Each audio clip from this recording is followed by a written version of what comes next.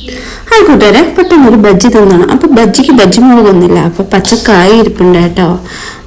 അപ്പം അതെടുത്ത് അതിൻ്റെ തോലെല്ലാം അങ്ങ് വെട്ടി നൈസായിട്ട് അങ്ങ് കട്ട് ചെയ്ത് വെക്കാമെന്ന് വിചാരിച്ചു. പിന്നെ കുറച്ച് കടലപ്പൊടി എടുത്ത് അത് ഇതുപോലെ അരിച്ചെടുത്തു. പിന്നെ അതിലേക്ക് കുറച്ച് അരിപ്പൊടിയും ചേർത്ത് കൊടുത്തു. പിന്നെ ഉപ്പും മഞ്ഞളും മുളകും പൊടിയും ഉപ്പും എല്ലാം കൂടി ചേർത്ത് നല്ലോണം മിക്സാക്കി എടുത്തു. എന്നിട്ട് നല്ല സ്ലൈസ് ആക്കി വെച്ച് നമ്മളെ കായ അതിലങ്ങ് മുക്കി അങ്ങ് പൊരിച്ചിട്ടോ.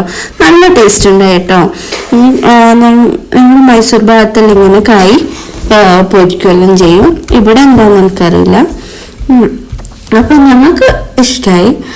എന്നിട്ട് ഞാൻ നല്ല ക്രിസ്പി ആയിട്ടുണ്ടായി. അരിപ്പൊടിയും കൂടി ചേർത്തുകൊണ്ട് ഫ്രൈ ആയി കിട്ടുമ്പോൾ നല്ല മുരുമുരാന്നുണ്ടാവും. അപ്പം വൈകുന്നേരത്തെ ചായക്കടി ഇന്ന് ഇതാണ് കേട്ടോ.